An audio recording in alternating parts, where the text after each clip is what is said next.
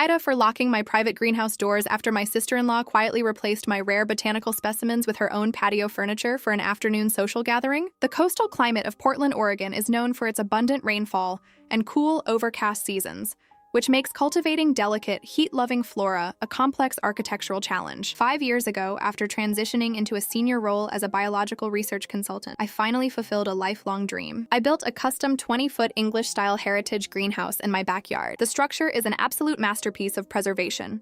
Constructed with a solid iron frame, double-insulated safety glass panels, automated ventilation fans, and a precise, zoned climate control system that keeps the interior at a constant, humid 75 degrees. Inside this glass sanctuary, I cultivate rare, highly sensitive botanical specimens, including exotic orchids, heritage ferns, and vulnerable tropical planetary seedlings that I study for my research projects. These plants do not merely represent a hobby. They are fragile living organisms that require precise environmental conditions, sterile soil parameters, and zero physical disruption. Because the greenhouse is a highly calibrated scientific environment, I keep the entrance secured with a specialized weather-resistant mechanical keypad lock. The space is strictly a private laboratory and sanctuary. The only person to whom I had ever disclosed the electronic entry code was my brother, Caleb, solely so he could access the master water shutoff valve inside the greenhouse structure in the event of a city utility emergency, while my husband, Mark, and I were away on business. I believed that disclosing a security code for emergency utility access carried an implicit understanding of absolute privacy. What I completely failed to predict was that Caleb's wife, Vanessa, did not view my glass sanctuary as a delicate botanical laboratory. She saw it as a beautifully picturesque, Instagram-friendly backdrop for her personal social entertaining. Vanessa is 31, a prominent coordinator for a local neighborhood social club, and possesses an intense dedication to curated lifestyle aesthetics. She regularly hosts elaborate afternoon tea gatherings, book exchanges, and lifestyle networking events, always seeking the most visually striking venues to maintain her social standing. Last Thursday, Vanessa called me while I was finalizing a quarterly compliance report in my home office. Her voice was filled with a bright, performative warmth. "Sarah, darling," Vanessa chirped smoothly over the line, "I am organizing our annual late spring neighborhood committee social this Saturday afternoon. The weather forecast is looking a bit drizzly, and I was thinking your gorgeous greenhouse would be the absolute perfect vibe for our afternoon tea presentation. It would look so stunning in the committee newsletter." I did not hesitate for a single second. My response was polite, direct, and completely unambiguous. "Vanessa, I am glad you are organizing the committee social, but the answer is an absolute no," I said calmly. The greenhouse is a sterile research environment. The plants inside are highly sensitive to sudden temperature drops, foreign soil contaminants, and physical contact. The structure cannot accommodate a social gathering of any size. I highly recommend booking the local conservatory or the community center pavilion. "Oh, Sarah, don't be so overly clinical," Vanessa laughed dismissively. "It's just a few ladies sipping tea surrounded by pretty flowers. We wouldn't touch anything." "No, Vanessa, the greenhouse is strictly off limits. The decision is final." I ended the call, confident that a clear, explicit refusal from the property owner would settle the matter entirely. I assumed that adult boundaries required no further enforcement. I had no idea that Vanessa viewed my strict refusal simply as a minor conversational hurdle to be quietly bypassed. On Saturday morning, Mark and I left the house at 9 a.m. to attend a mandatory, all-day regional environmental symposium in downtown Seattle. Because the drive was roughly 3 hours each way, we knew we would not return to our Portland townhome until late in the evening.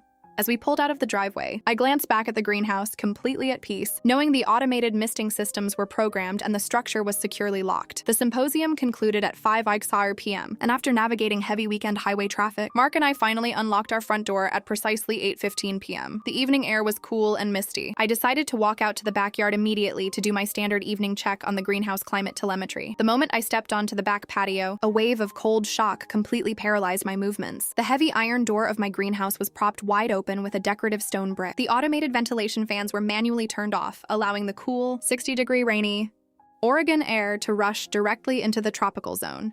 But the environmental disruption was nothing compared to the complete structural displacement inside. The center of my greenhouse had been entirely hollowed out. 3 long, custom-built wooden staging benches, which held my most delicate, slow-growing heritage orchid seedlings, had been forcefully pushed against the back glass walls. In their place stood a massive 6-piece set of white wicker patio furniture, complete with plush linen cushions, a low-glass coffee table, and an ornate metal beverage cart. My heart dropped into my stomach. I stepped inside the glass structure, my hands shaking with an intense mixture of professional violation and protective panic. The displacement of my research specimens was catastrophic. In order to clear space for the patio furniture, Vanessa had stacked my specialized seedling trays directly on top of each other on the damp floor. The delicate, hand-pollinated orchid stems had been crushed under the weight of the upper trays. Worse, the glass coffee table was covered in sticky, Unwashed porcelain teacups, half-eaten lemon scones, and spilled sugar crystals, creating an immediate, high-risk attraction for local pest colonies inside a sterile botanical zone. "Mark, come out here right now," I called out, my voice tight with an absolute, unyielding intensity. Mark ran down the patio steps, his jaw dropping as he took in the scene of structural disruption. "What on earth happened in here?"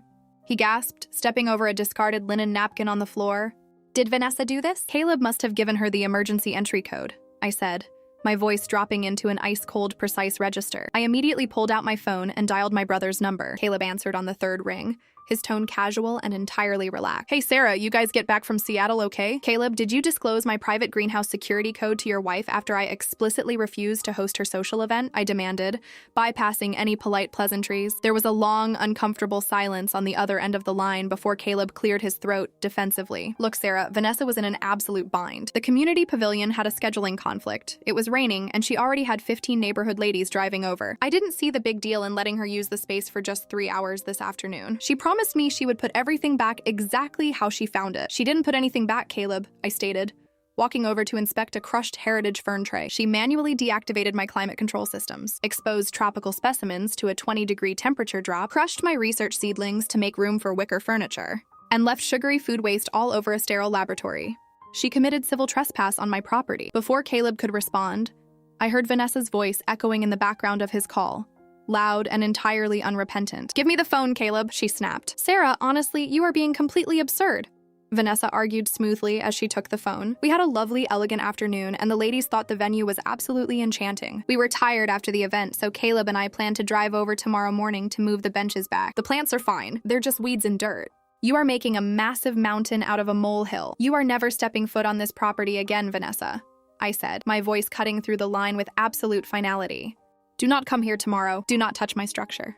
If you enter my backyard again, I will file an immediate civil trespass report with the municipal authorities." I disconnected the call before she could reply. I turned to Mark, my resolve completely solidified. "We are restoring this room tonight, and tomorrow morning, the security infrastructure changes permanently." Mark and I spent the next 3 hours performing grueling, delicate physical labor in the dark. We carefully extracted Vanessa's heavy wicker patio furniture from the greenhouse, dragging the chairs and the glass table out onto the open lawn, entirely exposed to the steady Oregon drizzle. We then spent until midnight meticulously unstacking my seedling trays, checking the delicate root systems for structural damage, reactivating the climate control systems, and thoroughly sanitizing the surfaces to eliminate any potential pest contamination from the food waste. The emotional and physical toll was immense, but by 1 a.m., the environmental telemetry had finally stabilized back to 75 degrees. On Sunday morning at 8 p.m., I did not wait for the family conflict to escalate. I walked out to the greenhouse with a brand new, commercial-grade digital security lock that utilizes biometric fingerprint scanning and real-time smartphone data logging. I completely removed the old mechanical keypad system, threw it into the recycling bin, and programmed the new biometric lock strictly with my own fingerprint and marks. There were no more codes to share, no more emergency loopholes for Caleb to exploit, and zero structural access for anyone without my direct physical presence. By noon, the digital fallout from the extended family network arrived with absolute velocity. Vanessa had discovered that her expensive wicker patio furniture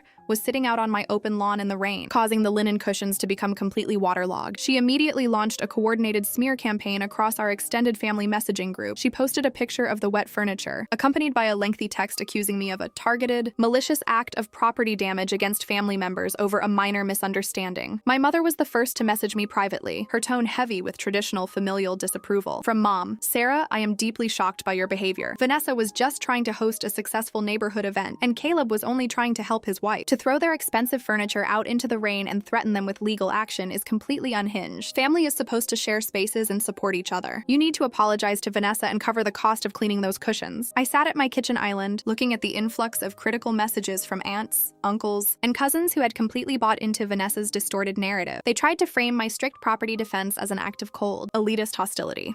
But as a risk professional, I knew that allowing an emotional manipulation campaign to weaken my boundaries would permanently compromise my safety, my career research, and my home. I refused to issue a defensive emotional plea. Instead, I opened the family group chat and uploaded 3 high-resolution photographs, the first showing the crushed, hand-pollinated research seedlings, the second showing the manual shutdown of the climate control systems, and the third showing the food waste left inside a sterile laboratory zone. Beneath the photographs, I sent a definitive 100% policy-safe and clear statement to the family. I am providing the objective facts regarding yesterday's property breach to ensure complete clarity. Vanessa explicitly asked to use my private biological greenhouse for a social event, and I gave a direct final refusal due to the sensitive nature of my research specimens. Vanessa chose to circumvent my refusal by using an emergency utility code to enter my locked structure while I was out of town. During this unauthorized entry, my research benches were displaced, sensitive planetary seedlings were structurally crushed, and sterile environmental controls were deactivated, exposing fragile flora to an unsafe temperature drop. Furthermore, food waste was left behind, risking pest contamination. Restoring my laboratory and placing the unauthorized furniture outside was a necessary step to save my research project. I have updated the greenhouse security to a biometric fingerprint system. The structure is permanently closed to any external events. David and I love our family, but our home and professional workspaces must be respected. This matter is now fully concluded. Sarah. The drop of the objective evidence into the chat had an immediate neutralizing effect. The stream of critical notifications stopped entirely. 2 of my cousins deleted their previous supportive comments on Vanessa's post, and the chat fell into a complete administrative silence. It is now Thursday afternoon, and a beautiful, misty quiet has completely returned to our Portland townhome. I walked out to the greenhouse a few minutes ago to perform my daily midday observations. The automated misting systems were humming smoothly, the humidity was a perfect 70%, and the biometric lock gleamed securely on the iron doorframe. Fortunately, because Mark and I intervened quickly on Saturday night, 60% of the heritage orchid seedlings have shown signs of resilience, though the crushed specimens represent a permanent loss of 3 months of data collection. Caleb sent me a private text message late last night from his office. "Sarah, I want to apologize," his message read. "I should never have shared your security code. I didn't understand how sensitive your research setup was, and I let Vanessa pressure me into a bad decision. You were right to protect your space. I've made it clear to her that we are staying out of your yard." A profound sense of validation washed over me as I archived his text. The firm boundary hadn't fractured the family. It had successfully educated them on the absolute reality of property respect. Vanessa is still maintaining a cold, silent distance, which has honestly provided an incredible increase in my weekly peace of mind. Looking back at the entire situation, I know with absolute certainty that I am not the asshole. Protecting your private home, your professional investments, and your scientific research from entitlement isn't a sign of family hostility. It is an absolute requirement of adult self-respect. I refuse to let my glass sanctuary be treated as a commercial event prop, and because I stood my ground, our home remains exactly what it was always intended to be: a pristine, safe, and beautifully balanced sanctuary built on clear boundaries, mutual care, and love.